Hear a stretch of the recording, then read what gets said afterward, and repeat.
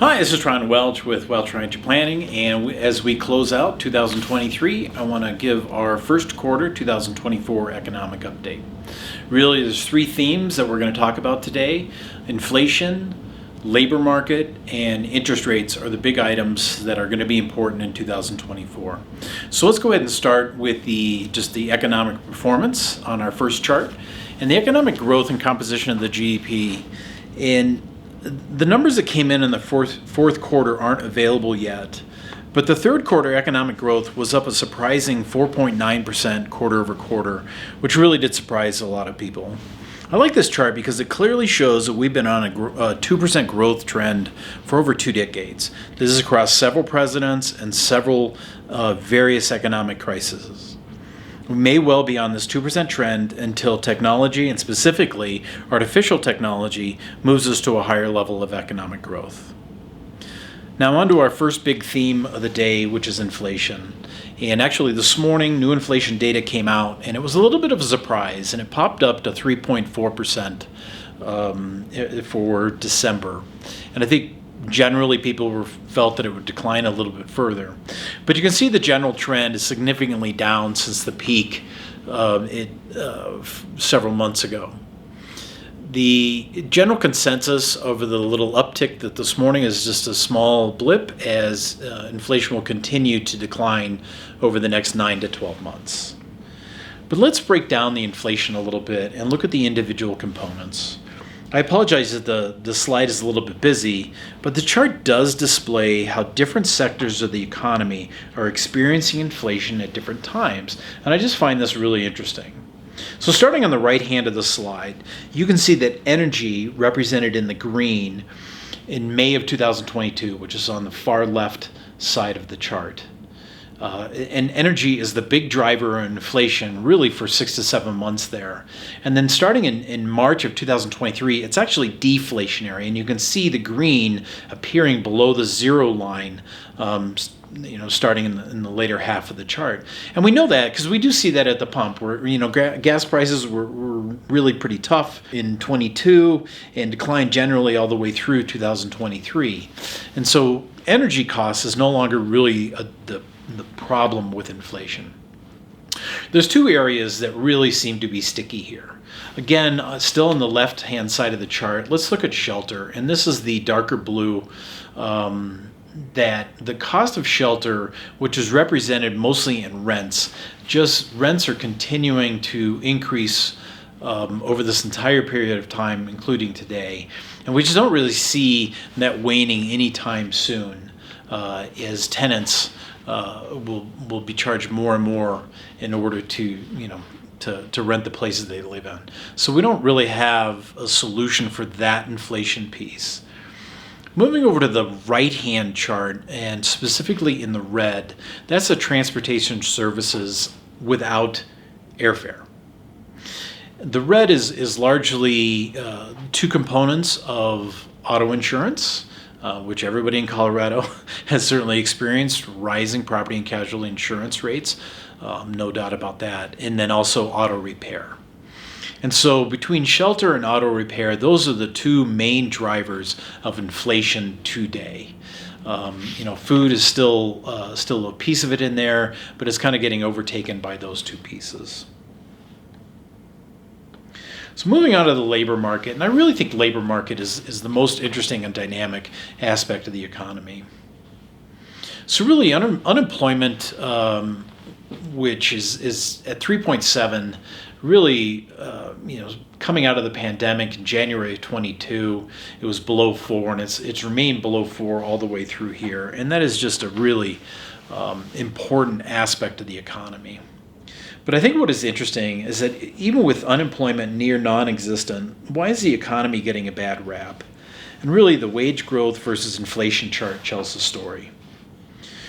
So unfortunately, starting in April of 2021, inflation has been higher than wage growth. So the pinch that you feel in your monthly budget is real. That pressure began to wane in April of 2023 as wage growth surpassed inflation. If this trend continues, the general economic mood will brighten. As a general comment, I do worry about long-term wage growth as companies continue to find digital solutions to the labor shortage. The impact of self-driving cars on the economy cannot be overstated. Thousands of truck drivers, delivery drivers, and Uber drivers will need to find employment in other sectors of the economy. The self-driving car is just a single advancement among hundreds that are just over the horizon. So I do feel like there's going to be a material amount of disruption in the labor market in years to come.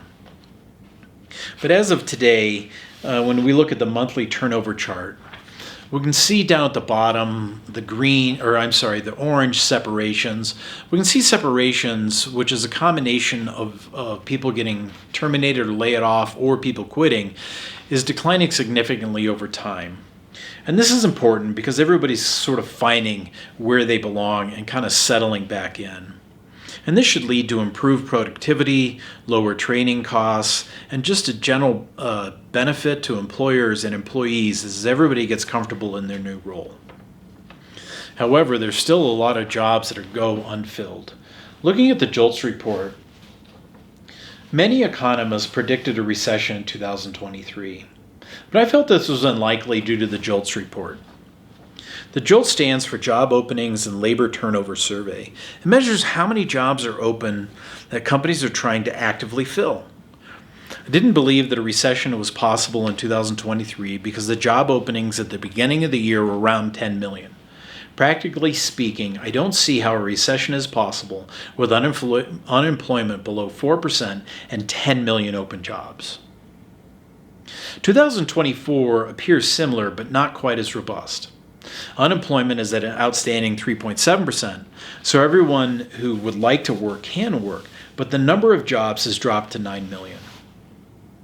This is still a historical high, but when JOLTS levels drop to maybe 6 million open jobs and unemployment crosses back over to 4%, I'd be inclined to believe that a recession is possible, if not plausible. Our third theme of this discussion is mortgage rates, or I should say interest rates in general, but we are going to use the 30-year fixed mortgage rate as the central to our discussion here. It's just kind of a measurement that I think most people are familiar with. So starting in 2020, December 31st, the 30-year mortgage was at 2.7 and has risen up to 7.8 in really a short period of time, to where no economist got close to nailing that prediction. The higher rates and the shortage of available housing has really brought this sector of the economy to a stop. The recent drop in interest rates to 6.6% helps, but a greater decline will be needed to unlock housing. Talking with a local banker today, the only people that are really refinancing are in unique situations. Like over time, they built up a fairly large home equity line of credit, and those interest rates are currently at 9%. So some of those folks are refinancing that home equity line of credit into a 30-year mortgage. But the days of using your house as an ATM are over for a while. The higher interest rates have really made an impact on existing home sales. And please be cautious and don't make any loud noises around your realtor friends. The existing home sales are down 42% of January 2021. That's really not a surprise with the current rates. And once rates decline, there'll be some sort of pent-up demand that will help support future economic growth. And this is one of the reasons that I don't feel that we'll be in a recession in 2024. That brings our discussion for today to a close. If you have any comments or questions about some of the material that we've gone into, or you just want to further explore the economic situation that we're in, feel free to give a call. I love these type of discussions. They're a lot of fun, and I tend to learn along with you. So have a great day. I look forward to seeing you, and take care. Bye-bye.